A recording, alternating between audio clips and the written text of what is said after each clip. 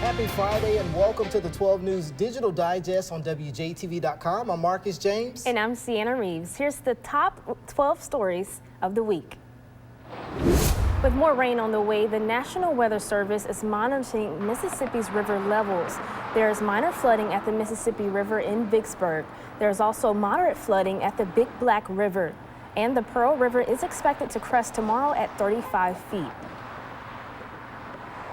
If we were to rise to at least 35.2, that would equal us out with what it got to back in 2003, February and April of 2003.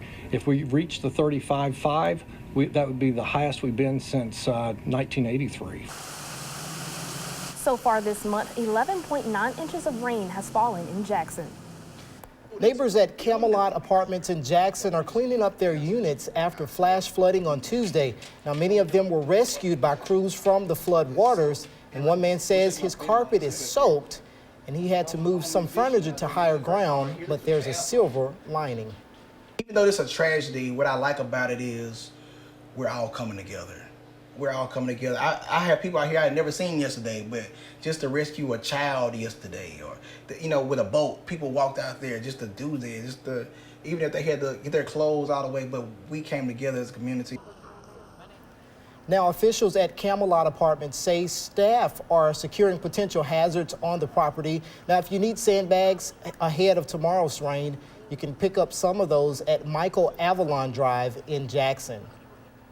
Due to the possibility of flooding, the city of Jackson canceled the annual Martin Luther King Jr. Parade. It was supposed to happen tomorrow. The parade will be scheduled for a later date. Oktibbeha County leaders approve a plan to drain a lake where a dam could fail after days of heavy rain. Now, the dam is located northwest of Starkville, and leaders say the lake has doubled in size because of the rain. Now, remember, you can keep up with your forecast every day by downloading the 12 News Weather app. It's free on the App Store and on Google Play. A postal worker in ATTALA County is in critical condition after being shot by a man on Highway 35. And the suspect was later shot by a law enforcement officer. According to the ATTALA County Sheriff, the man initially tried to kidnap a woman at a grocery store in Kosciuszko. That woman got away. Both the suspect and the postal worker were taken to a Jackson hospital for treatment. The suspect is now in federal custody. The Mississippi Bureau of Investigation is looking into the officer-involved shooting.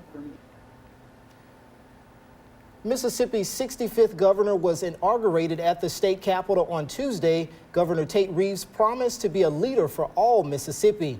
A workforce development is at the top of the agenda for Reeves, and he is also calling for unity in the state government.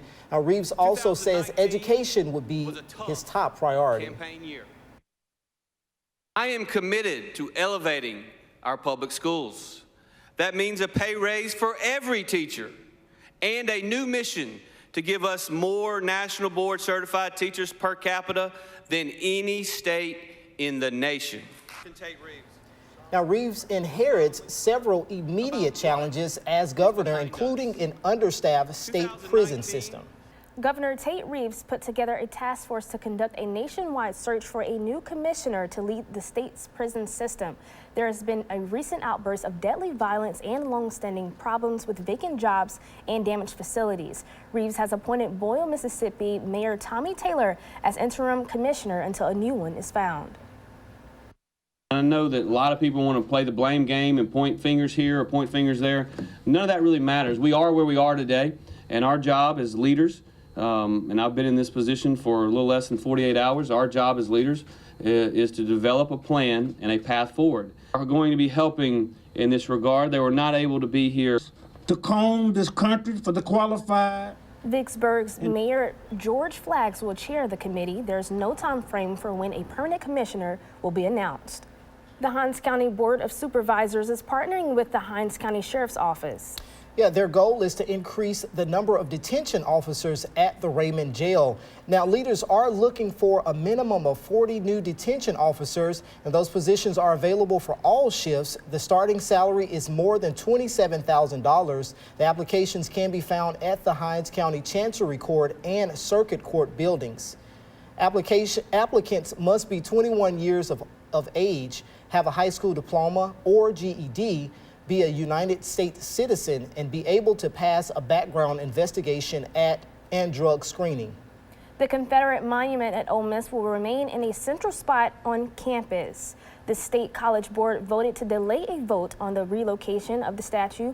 Board members say they want more information from the university. Last month, the State Department of Archives and History voted to approve the moving the monument to the campus cemetery. The Mississippi Senate passes House Bill 1. It will pay the full cost for the 2019 teacher pay raise. The $1,500 raise was approved during the 2019 session.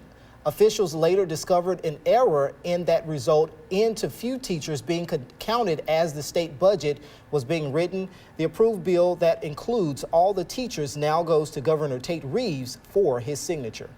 Now here's a look at some of the stories that are happening this weekend. FedEx will support free admission to the 2 Mississippi museums in honor of Martin Luther King Jr. Day. You can visit the 2 museums in Jackson free of charge from Saturday to Monday. And the Murrah High School soccer team will play with a purpose tomorrow. The benefit soccer game will be at Forest Hill High School. The girls team will play at noon and the boys team will play at 2 p.m. If you would like to attend, you need to bring 1 or more toiletry items. They will be donated to the group Mississippi United to End Homelessness. Remember, news, weather, and sports are available 24/7 at WJTV.com and on our news and weather apps. And as always, be sure to engage with us on Facebook, Twitter, and Instagram. And we'll be back next Friday with a look at next week's top 12 stories.